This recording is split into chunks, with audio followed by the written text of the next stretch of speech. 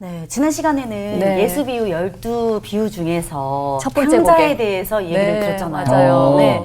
저는 진짜 그 탕자가 정말 저 같았고 그리고 그 탕자가 돌아왔을 때 아들아 멀리서 발견하고 뛰어가서 버선발로 나갔죠. 목을 껴안고 입을 맞췄던 그 아버지의 그 편안한 모습, 그 인자한 모습이 너무 떠올라서 예수님 같아가지고 너무 마음이 짠하고 좋더라고요. 저는 지난주에 사실 이해를 못했어요. 그러니까요. 왜 저랬지? 막 이랬었는데, 저는 한 주 동안 생각하면서 아버지도 이해가 되고, 첫째도 이해가 되고, 둘째가 이해가 되면서, 내가 잘못 생각하고 있었구나. 너무 생각이 짧았구나. 라는 생각 좀 많이 하면서 일주일을 보냈습니다. 진짜 이제 아버지에 대한 사랑, 지난 시간에 많이 느꼈던 것 같은데, 오늘은 또 어떤 비유를 또 설명해 주실지. 네, 두 번째 곡이죠. 네. 기대가 궁금합니다. 됩니다. 비유 진짜 재밌어요. 목사님 오십니다. 궁금해요. 안녕하세요. 안녕하세요. 안녕하세요. 자, 반갑습니다. 네. 안녕하세요. 여러분 다시 이렇게 뵙게 돼서 정말 반갑습니다. 이 시간이 많이 기다려지죠? 네. 저도 마찬가지입니다. 오늘 우리 학생 한 분이 바뀌었는데 추천 안녕하십니까. 학생은 어디로 갔나요? 추천 형이 좀 일이 있나 봐요. 네. 그래서 저한테 이 자리를 잘 맡긴다고 또. 아, 그랬나요? 오늘 두 번째 곡에는 예. 같이 열심히 넘어가면 되겠네요. 네, 기대가 아마 됩니다. 추천 씨는 고개를 넘고 있는 것 같아요, 지금. 추천 학생이 아무나 추천 안 할 겁니다. 아마 지난번에도 한번 오셨는데 아주 순발력이 뛰어나고 영리한 학생이기 때문에 감사합니다. 우리 이정규 학생을 추천해 주지 않았나 싶어요. 환영합니다. 감사합니다. 네. 우리 예수비 12곡의 첫 번째 곡에는 어떤 고개를 넘었죠? 탕자의 탕자의 비유. 이 고개를 넘을 때 첫 번째 고개가 제일 힘들죠? 네. 그래서 이 첫 번째 고개가 제일 힘들기 때문에 지난번 탕자의 비유는 두 번 우리가 했어요. 네, 맞습니다. 쌍고개를 넘은 겁니다. 쌍고개. 그렇죠? 근데 생각보다 비유여서 그런지는 모르겠는데 되게 재밌게 네. 느껴졌어요. 힘들긴 했지만 네. 언제 어떻게 시간 가는지 모를 정도로 아주 재미있게 한 고개를 거뜬하게 넘었습니다. 네. 자, 이제 오늘 두 번째 고개를 우리가 넘어야 될 터인데 이 두 번째 고개는 누가복음 16장에 나오는 부자와 거지 나사로의 비유입니다. 오늘 수업 예수 비유 12곡의 3강 갈 수 없는 나라. 자, 이 부자와 거지 나사로의 비유는 크게 세 장면으로 되어 있습니다. 우리 장면 하나씩을 우리 찬찬히 살펴보고 또 의미를 풀어보도록 하겠습니다. 네. 자, 먼저 누가복음 16장 19절로부터 21절 말씀을 누가 한번 읽어 주실까요? 네. 어떤 부자가 있었는데 그는 자색옷과 고운 베옷을 입고 날마다 즐겁고 호화롭게 살았다. 그런데 그 집 대문 앞에는 나사로라 하는 거지 하나가 헌데투성이인 몸으로 누워서 그 부자의 상에서 떨어지는 부스러기로 배를 채우려고 하였다. 개들까지도 와서 그의 헌데를 핥았다. 네, 고맙습니다. 이제 첫 번째 장면을 우리 읽었습니다. 네. 누가복음 16장 19절로부터 21절에 보면은 두 사람이 등장합니다. 네. 첫째 인물은 누구예요? 부자. 두 번째는 나사로. 나사로.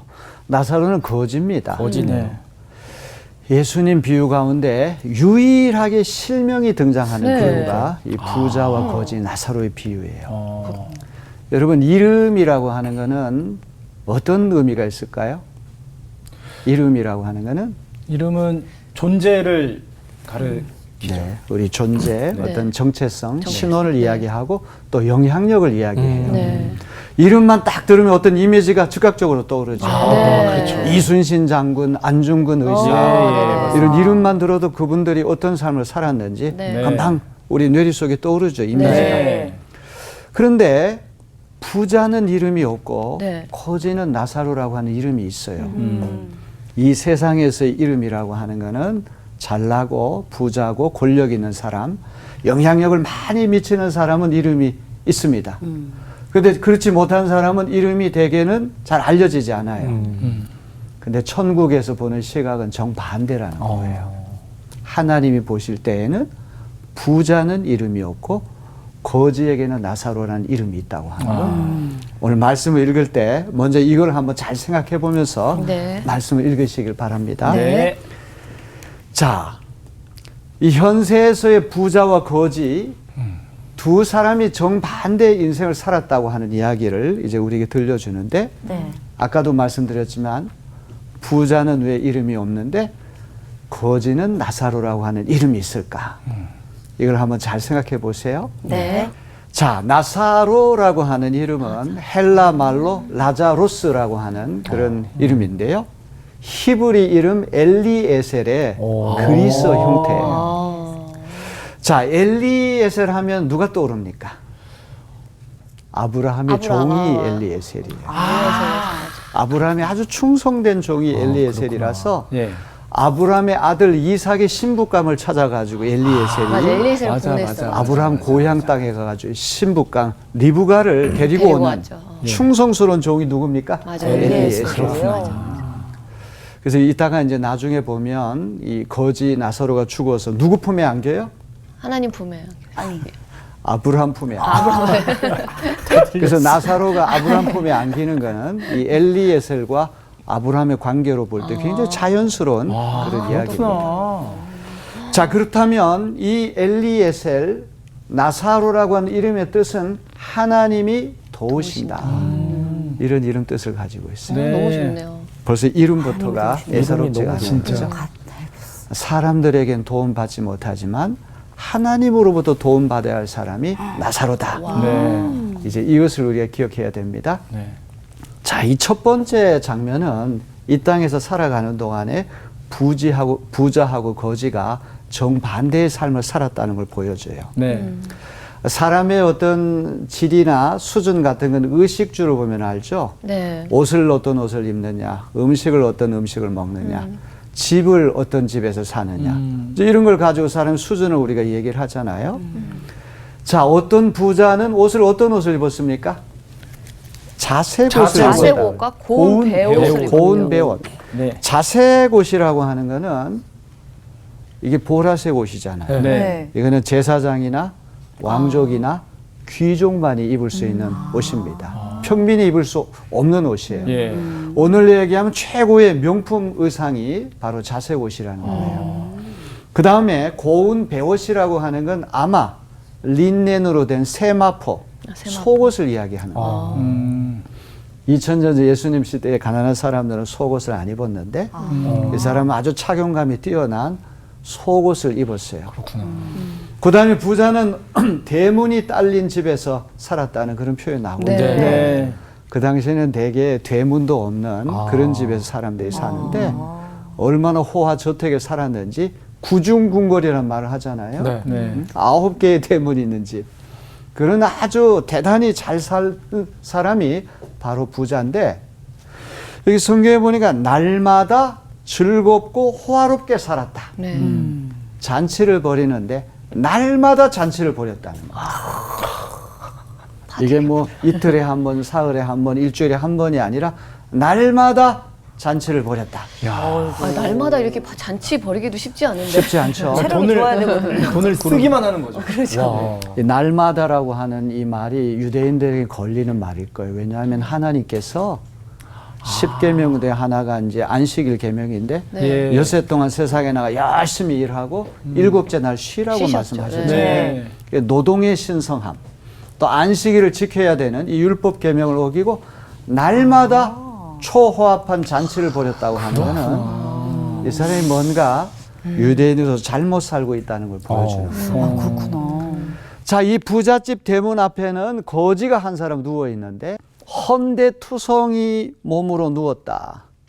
헌대투성이 몸으로 누웠다. 왜 헌대투성이 됐을까요? 그 뭔가 상처가 있는 게 누구한테 맞거나 혹은 뭐 잘 못 먹을 때 네. 입안에 헌다 이러잖아요. 맞습니다. 그래서 영양실조에 걸려가지고 네. 제대로 먹지도 못하고 입지도 못하고 잠도 자지 못하고 땅바닥에 누워 있으니까 욕창이라고 하는 게 생겼어요. 욕창. 오랫동안 그죠? 아, 이 제대로 움직이지를 못하니까 이제 욕창 같은 헌대투성이를 이렇게 앓고 있는데 부자의 상에 떨어지는 부스러기로 배를 채우려고 하였다. 제가 어떤 주석서를 읽어보니까 이 표현은 우리가 피자 같은 걸 먹고 냅킨으로 닦잖아요. 네. 그리고 피자 부스러기가 냅킨에 조금 묻잖아요. 네. 네. 그런 걸 얘기한다. 와. 그게 그냥- 배로 채워져요? 음식물 찌꺼기도 아니고. 찌꺼기. 그러니까 아니고. 부자가 제대로 주지를 않으니까 그 부자상에서 떨어지는 부스러기 조각을 먹고 배를 채우려고 하는 형편됐어요. 그 다음에 보니까 개가 와서 헌대를 핥아도 영양실조로 몸이 너무 수척하니까 쫓아낼 기력이 없는 거예요. 예수님 시대에는 애완용 개가 없었다는 거예요. 들개가 와가지고 헌대를 핥는데 힘이 없으니까 쫓아낼 기력조차 아이고. 없었다는 그런 그런 이야기. 뜻이었구나. 지상에서의 삶은 부자는 천국과 같은 삶에 살고 거지는 지옥과 같은 삶에 살았어요. 아시겠죠? 네. 이게 첫 번째 장면입니다. 네. 이제 우리 두 번째 장면으로 넘어갑니다. 네. 16장 22절로부터 26절인데 먼저 22절, 23절을 읽어주시기 바랍니다. 네, 제가 읽어보겠습니다. 그러다가 그 거지는 죽어서 천사들에게 이끌려가서 아브라함의 품에 안기었고 그 부자도 죽어서 묻히었다. 부자가 지옥에서 고통을 당하다가 눈을 들어서 보니 멀리 아브라함이 보이고 그의 품에 나사로가 있었다. 자, 그런 세월을 보내다가 이제 네. 두 사람이 죽게 되는 것입니다. 네. 우리 죽음이라는 건 아무도 피할 수 없는 인간의 숙명이잖아요. 네. 누가 먼저 죽었을까요?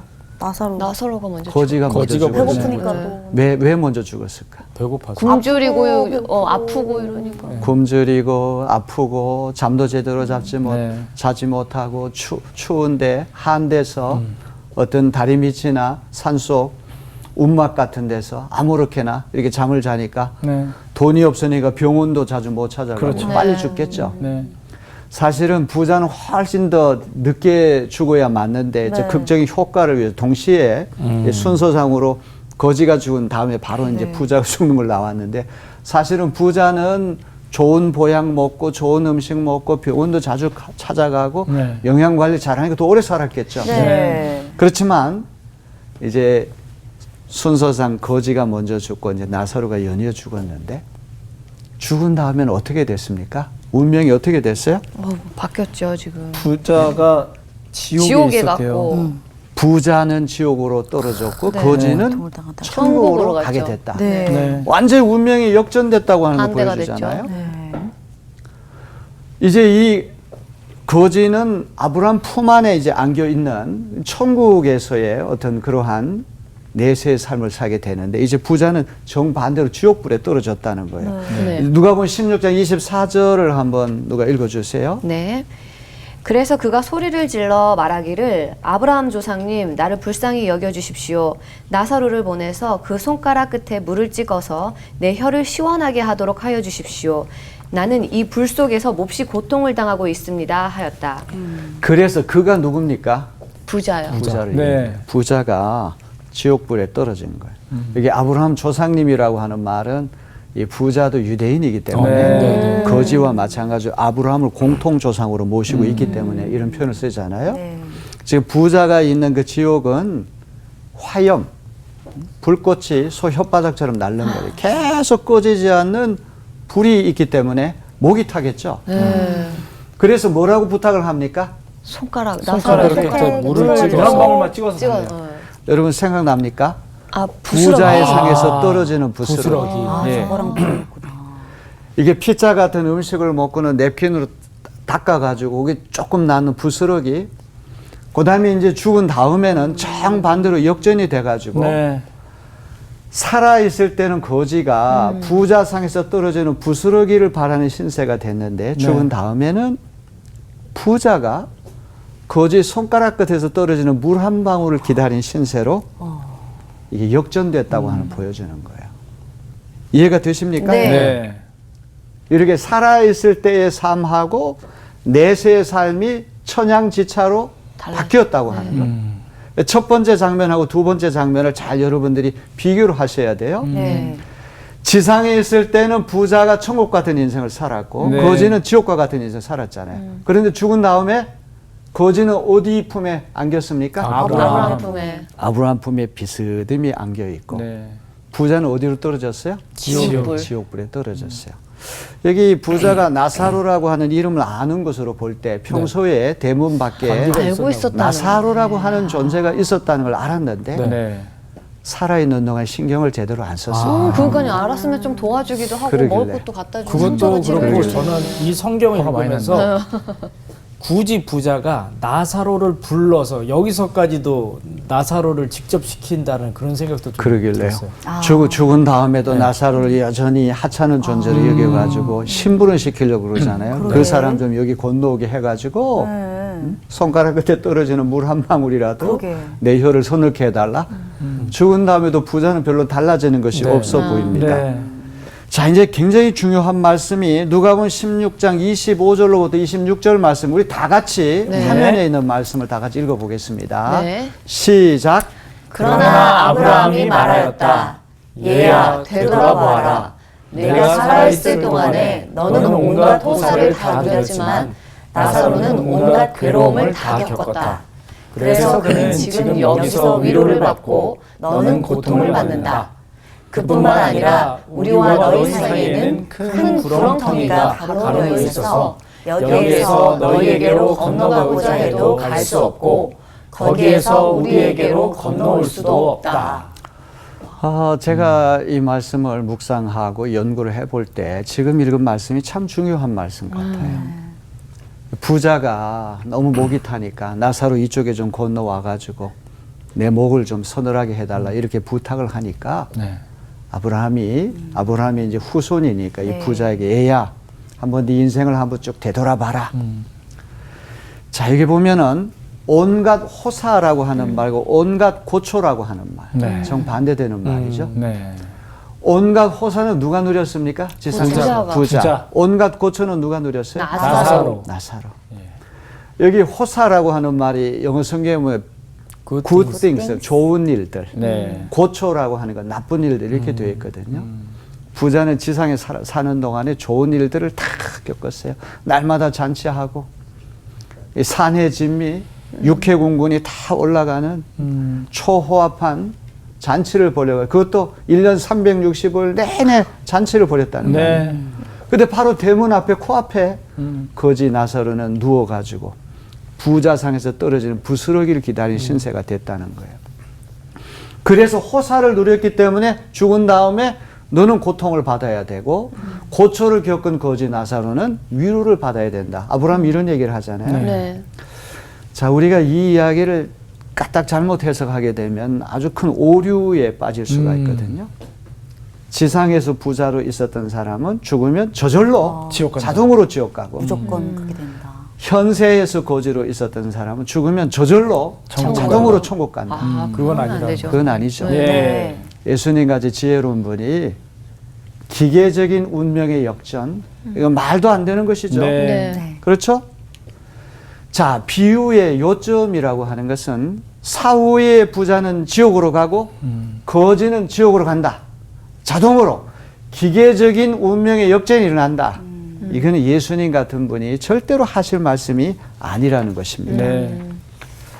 자, 그런데 아까 여러분이 아브라함이 부자의 부탁에 대해서 이야기할 때 중요한 말을 하나 하거든요. 너가 있는 지옥과 우리가 있는 천국 사이는 뭐가 가로막혀 있다고 그랬어요? 큰 큰 구렁텅이. 구렁텅이. 큰 구렁텅이라고 하는 말이에요. 네. 그래서 부자 쪽에서 거지 쪽으로 갈 수 없고 거지 쪽에서 부자 쪽으로 갈 수 없다. 네. 왜? 큰 구렁텅이가 가로놓여 있기 때문에 그래요. 자, 제가 말씀 묵상하고 연구해 보니까 이 큰 구렁텅이라고 하는 이 말이 네. 너무너무 중요한 말이에요. 오. 이 부자와 거지 나사로 비유를 해석하는데 결정적인 키워드가 되는 말이 큰 구렁텅이라고 하는 말이에요. 큰 구렁텅이라고 하는 말이 헬라 말로 메가 카스마라고 하는 거예요. 네. 메가는 많이 쓰지 않아요? 메가 메가 많이 많이 쓰죠. 쓰죠. 메가 많이 쓰죠. 네, 메가. 한번 따라합시다. 메가 메가 카스마. 카스마. 아주 중요한 말이에요. 잊어버리지 마세요. 네, 네. 아까 메가라고 하는 건 메가톤급. 네. 네, 맞아요. 엄청나게 엄청 큰 걸 큰. 얘기할 때 메가톤급이라고 얘기를 네. 하잖아요. 헤아릴 수 없을 정도로 강력한 엄청난 카스마라고 하는 이 말은 구렁텅이 어떤 간격, 고를 이야기하는데 도저히 건널 수 없는 심연. 영어 단어 가운데 캐즘이라고 하는 말이 있어요. 혹시 들어보셨습니까? 잘 모르겠습니다. 케오스만 알고 캐즈만 알죠. 캐즘 뭐. 카오스. 카오스는 어떤 혼돈을 이야기. 캐즘이라고 하는 말 아주 중요한 영어 단어예요. 영어 공부도 열심히 하셔야 됩니다. 네, 맞습니다. 어학 공부도 열심히 하셔야 돼요. 캐즘이라고 하는 말이 헬라 말 카스마에서부터 온 거예요. 가스마. 아, 죽은 다음에 부자가 있는 지옥과 거지가 있는 천국 사이는 큰 구렁텅이가 있어가지고 도저히 오갈 수가 없는 거예요. 네. 네. 천국과 지옥 사이에는 우주적 차원의 간격이 있어서 부자 쪽에서 거지 쪽으로 갈 수 없고 거지 쪽에서 부자 쪽으로도 갈 수 없어요. 아, 천국과 지옥은 서로 오갈 수 없는 구렁텅이로 가로막혀 있는 곳이다. 자, 이 메가 카스마라고 하는 이 말이 너무너무 중요한데, 자, 제가 질문을 한번 던져보겠습니다. 메가 카스마는 언제 생겼을까요? 돌보지 않을 때, 뭔가 주변에 네. 이웃사랑하지 않을 때? 아주 좋아요. 이제 거의 근사하게 정답으로 가고 있는데, 지금 이 예수님 비유라고 하는 거는 현세하고 내세의 운명이 역전된다는 이야기 아닙니까? 네. 메가 카스마라고 하는 건 죽어서 비로 생겨난 것이 아니라 살아있을 때 벌써 메가 카스마가 있었던 거예요. 대문을 사이에다 두고 부자는 날마다 잔치를 벌이면서 천국과 같은 생활을 하고 네. 바로 코앞에 거지는 제대로 먹지도 못하고 쫄쫄 굶으면서 영양실조에 걸려가지고 일찍 세상을 떠나는, 도저히 양쪽에 건너갈 수 없는 간격이 이 메가 카스마라고 이미 현세에서부터 있었는데 죽은 다음에 그것이 부메랑이 돼서 역전이 되는 거예요. 여러분 이해되십니까? 네. 네. 그래서 제가 큰 구렁텅이라고 하는 것이 이 비유를 이해하는데 얼마나 중요한 것인가. 사실 지상에서의 메가 카스마라고 하는 건 누가 만들었을까요? 자기 내가- 자신? 응? 자기 자신. 부자가 만들었다고 보지 않습니까? 사실은 거지 쪽에서 한번 부자 대문 열고 한번 들어가 보고 싶어도 안 열어주니까 그렇죠. 못 오는 네. 거죠. 힘 있는 쪽에서 아래로 내려와야 되고 가진 자 쪽에서 대문을 열어줘야 되잖아요. 네, 그렇죠. 조금 더 신경을 써주면서 먹을 걸 주고 그 엄청난 잔치상에서는 음식을 조금은 나눠줬으면 얼마나 좋을까요? 네. 근데 그걸 안 했기 때문에 이 죽은 다음엔 아까도 얘기했잖아요. 지상에 살아있을 때에는 거지가 부자상에서 떨어지는 부스러기를 기다리는 신세였는데 죽은 다음에는 거꾸로 부자가 거지 손가락에서 떨어지는 물 한 방울 기다리는, 정확하게 이게 부메랑이 돼서 역전이 되잖아요. 네. 그러니까 메가 카스마는 이미 현세 지상에 있는 동안에 이미 만들어진 거예요. 오늘도 우리가 그런 경우가 있잖아요. 잘 사는 사람, 못 사는 사람, 배운 사람, 못 배운 사람, 권력 있는 사람, 권력 없는 사람, 또 인종적으로 백인은 백인들끼리만 살고 흑인은 흑인끼리만 살고, 세상에 이런 일들이 너무 많잖아요. 네. 이 메가 카스마라고 하는 거는 죽어서 비로소 형성되는 것이 아니라 이미 지상에 사는 동안에 뭐 재력이 다르다, 학력이 다르다, 외모가 다르다, 인종이 다르다, 계급, 신분, 질서가 다르다, 라이프 스타일이 다르다, 이런저런 이유 때문에 우리가 메가 카스마를 만들 수가 있다는 말이에요. 네. 그래서 메가 카스마가 부메랑이 돼서 돌아오는 거 아닙니까? 네. 네. 저 비유가 얘기하려고 하는 것은 전부 다 이런 것이라고 하는 걸 기억해야 돼요. 네. 자, 그럼 다시 한번 제가 질문 던져보겠습니다. 지상에서의 메가 카스마와 사후의 메가 카스마의 차이는 어떤 것이 있을까요? 지상에서의 카스마라고 하는 것은 부자가 신경을 썼다면 얼마든지 메울 수 있었지만, 사후에 발생한 카스마는 인간이 어찌할 수 없는 신적인 것, 하나님이 만드시고 불가역적인 것이다. 네. 자, 그러면 이 질문 한번 던져볼까요? 부자는 왜 지옥에 떨어졌을까요? 나만 잘 먹고 잘 살았어. 그러니까 그렇죠. 다른 사람을 돌보지 다른 사람 않았기 힘든 때문에. 사람들을 돌보지 않아서. 사실 부자가 거지를 착취했다는 말 안 나오잖아요. 네. 네. 못 살게 굴었다는 말 안 나와요. 네. 또 부자라고 하는 이유 때문에 지옥에 떨어졌다는 말 안 나와요. 그것도 네. 아니죠. 그에게 유일한 결점이 있다면 뭘까요? 무관심한 것. 대문 밖에 방종이죠, 방종. 그토록 불행한 사람이 누워 있다고 하는 사실에 대해서 귀를 닫고 눈을 닫고 무관심. 신경을 쓰지 않았다는 것. 야. 노골적으로 적극적으로 죄를 짓는 것도 문제지만 이게 무관심한 거, 간과하는 거. 이것도 굉장히 중요한 죄라고 하는 거를 오늘 비유가 우리에게 들려주거든요. 자, 이제 우리 세 번째 장면, 이제 마지막 장면인데요. 이제 이런 비유들의 액센트는 항상 후반부에 가 있기 때문에 우리가 잘 집중해야 됩니다. 네. 이제 16장 27절로부터 37절을 우리가 살펴볼 터인데 누가복음 16장 27절로 28절을 읽어주세요. 네. 부자가 말하였다. 조상님 소원입니다. 그를 내 아버지 집으로 보내주십시오. 나는 형제가 5이나 있습니다. 제발 나사로가 가서 그들에게 경고하여 그들만은 고통받는 이곳에 오지 않게 하여 주십시오. 자, 부자가 큰 구렁텅이에 가서 오갈 수 없는 그런 나라라고 하는 이야기를 들으니까 정신이 번쩍 드는 거예요. 네. 나사로를 우리 지금 땅에 있는 우리 아버지 집에 좀 보내달라 그러면서 여기 중요한 말이 형제가 몇 있다고 그랬어요? 다섯이나 있어요. 현세하고 내세의 삶을 다 겪어본 나사로 같은 사람이 가서 경고를 해주면 정신을 차리고 형과 같은 전철을 밟지 않을 수 있기 때문에 5 형제. 아유, 난 죽은 다음에는 내 운명을 못 바꾸는구나. 살아있는 5명만큼은 이 못난 형의 전철을 밟게 해서는 안 되겠다.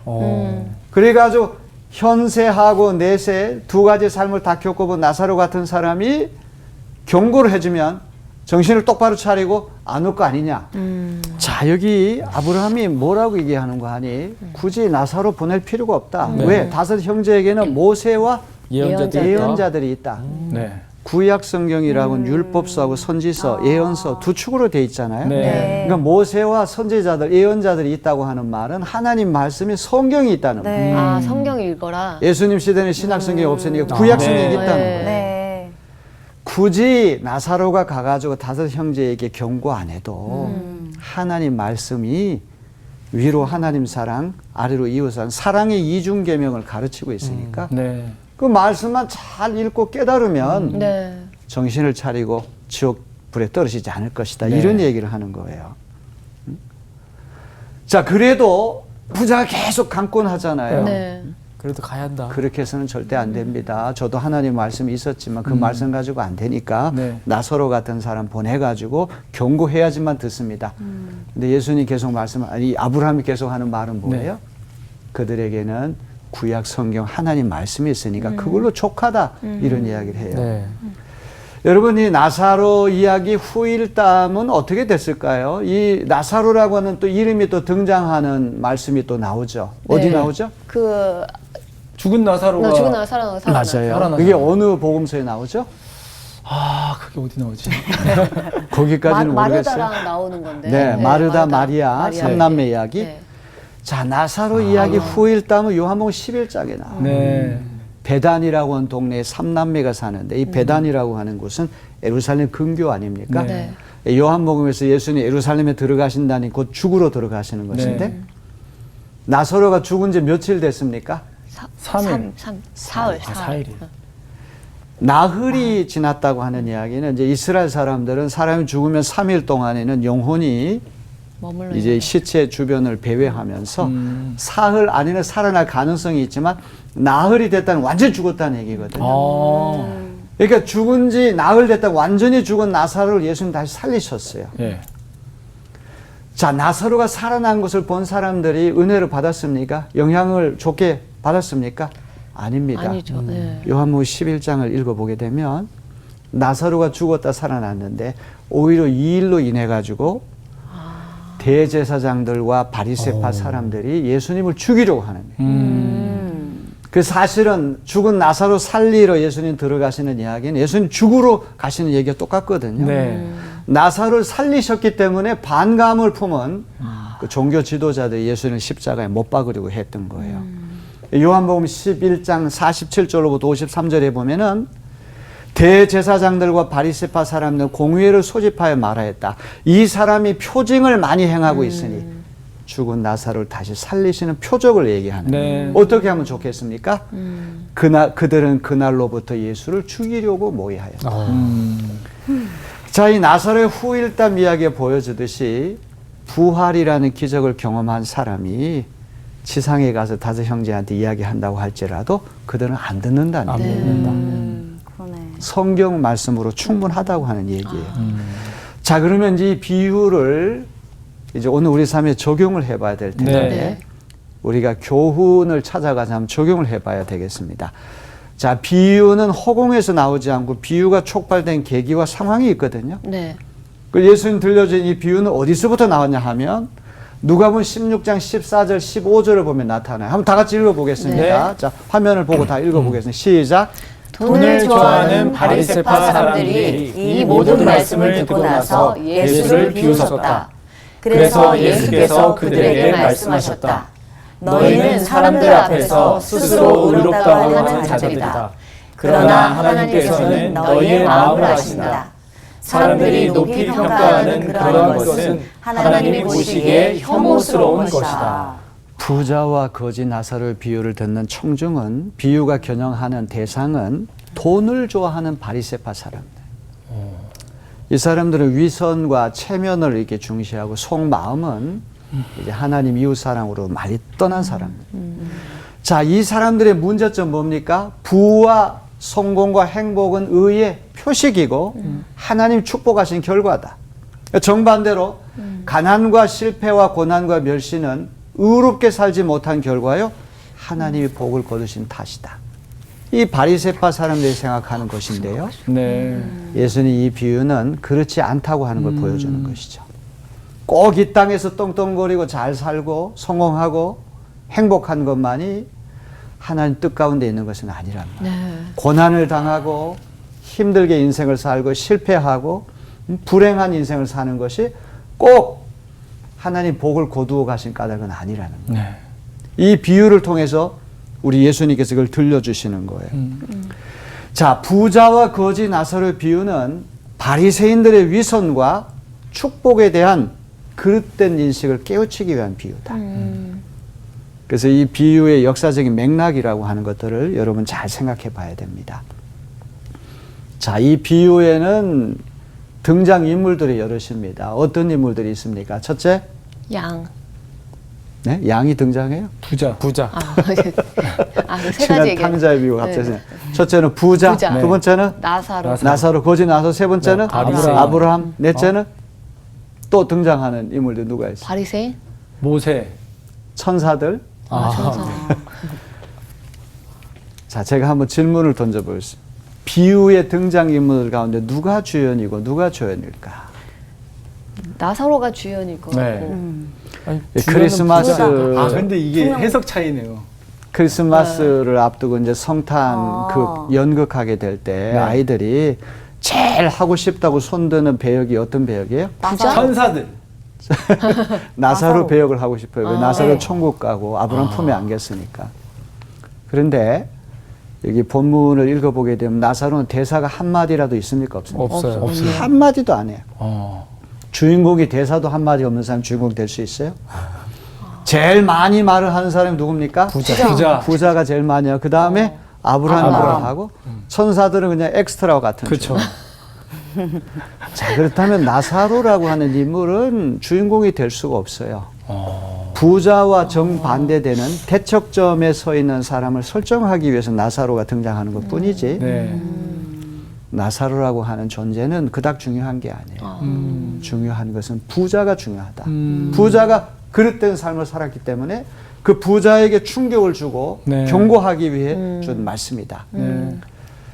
자, 그렇다면 정말 중요한 인물은 부자의 살아있는 다섯 형제가 가장 중요해요. 네, 어떻게 왜? 됐을지 궁금하네요. 왜? 똑같이 아직 살아가고 살아있으니까. 있으니까. 아직 살아있고 얼마든지 바뀔 수 내세에서 있는. 운명을 네. 바꿀 수 있는 기회가 맞아요. 현재 주어져 있기 네. 때문에. 메가카스마를 좁힐 수 있잖아요. 그렇죠. 맞습니다. 메가카스마를 네. 좁힐 수 있고 메울 수 있는 그런 기회가 얼마든지 주어졌기 때문에 네. 사실 이 비유에서 예수님 가장 중요하게 여기는 건 부자의 다섯 형제. 요아킴 에레미야스라고 하는 이 독일 신학자는 이 비유의 제목을 육형제의 비유 이렇게 붙이거든요. 오, 그렇구나. 저는 독수리 오형제의 비유 그렇게 제목을 알기 쉽게 그렇게 붙일 때가 있습니다. 아, 그렇구나. 부자의 5 형제는 부자처럼 그릇된 인생을 살고 가난한 사람들이 귀를 닫고 눈을 닫고 대문 바깥에 그토록 불행한 사람이 있는 것에 대해서 무관심하고 무신경했잖아요. 네. 그런데 예수님께서 이 비유를 통해 가지고 충격을 주려고 하는 거예요. 사실 이 지옥 이미지라고 하는 건 상당히 공포스러운 것이죠. 네. 굉장히 끔찍한 것이고 어떻게 사랑의 하나님이 지옥을 만드셨을까 우리가 많은 생각을 하게 네. 되는데 비유의 목적이라고 하는 것은 무시무시한 지옥 이미지를 빌려서 부자의 전철을 밟을 수 있는 5 형제에게 경각심을 주는 데 있다. 일종의 충격요법이다. 무슨 뜻인지 아시죠? 네. 지옥의 생생한 이미지를 예수님 빌려가지고 하데스라고 하는 음부, 게헨나라고 하는 불이 활활 타오르는 그 지옥 형벌, 네. 끔찍한 그 지옥 형벌에 대한 이미지를 빌려가지고 이제 부자는 죽은 다음에 자기 운명을 바꿀 수가 없고 살아있는 5 형제가 중요하니까 구약 성경 하나님 사랑, 이웃 사랑을 이야기하는 성경 말씀을 잘 듣고 깨우치고 실천하면은 얼마든지 우리 삶을 이제 바꿀 수가 있다. 어떤 그런 교훈을 주기 위한 그런 비유가 바로 이 비유라고 하는 거예요. 네. 자, 5 형제는 누구를 이야기합니까? 저희 오늘 우리를 네. 말하는. 우리 오늘 우리가 다 5 형제죠. 부자 5 형제죠. 네. 죽은 뒤에는 운명을 바꿀 수가 없어요.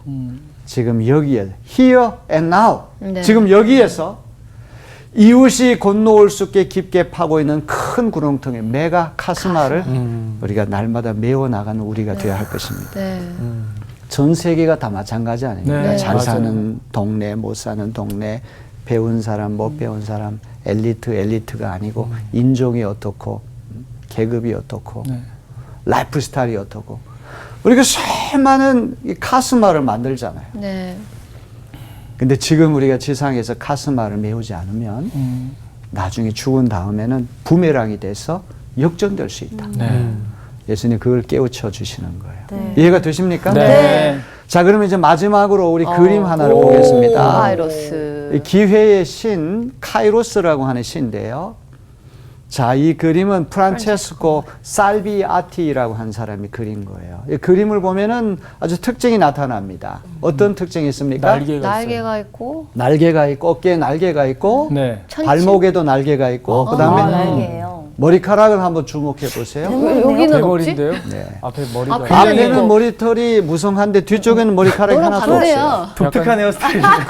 네. 자, 앞쪽에는 머리카락이고 뒤쪽에는 통성이요. 머리카락이 없다는 것은 네. 무엇을 얘기합니까? 기회하고 관계될 때. 기회? 기회요? 기회의 신이 지나갈 때 네. 빨리 딱 포착을 해야 뒤돌아서는 순간 잡으려고 잡을 수 없다는 거예요. 머리카락이 없어서. 기회는 지나간 다음에는 잡을 수 없다는 거죠. 와. 그다음에 이 기회의 신이 갖고 있는 걸 한번 보세요. 저울이 왼쪽에 저울. 뭐가 있습니까? 왼쪽 손가락은 뭘 가르칩니까? 저울을. 저울. 예. 그다음에 오른쪽에는 뭐가 있어요? 단도 아닌가? 검인가? 반도, 칼이 있어요. 저울은 뭘 이야기할까요? 공평한. 그렇죠. 공평하게. 평등. 평등. 기회는 공정하다. 아. 누구에게나 기회는 주어진다는. 그래서 일생을 사는 동안 3번의 기회가 주어진다는 말을 하잖아요. 예. 누구에게나 기회는 공정하고 공평하게 주어지는데 네. 칼은 뭘 의미할까요?